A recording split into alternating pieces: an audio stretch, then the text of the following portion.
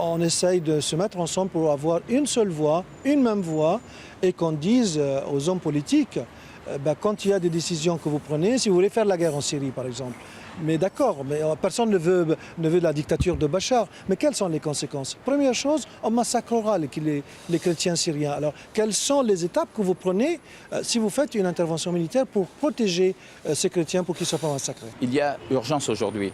Les chrétiens d'Orient, dans les années 50, représentaient entre 15 et 20% des populations. Aujourd'hui, ils ne sont que 6 à 8%. Et si on ne fait rien dans 10 ans, ils seront entre 3 et 4%. Ils disparaîtront de certains pays comme l'Irak, alors qu'ils étaient plus de 2 millions, 3 millions au début du siècle.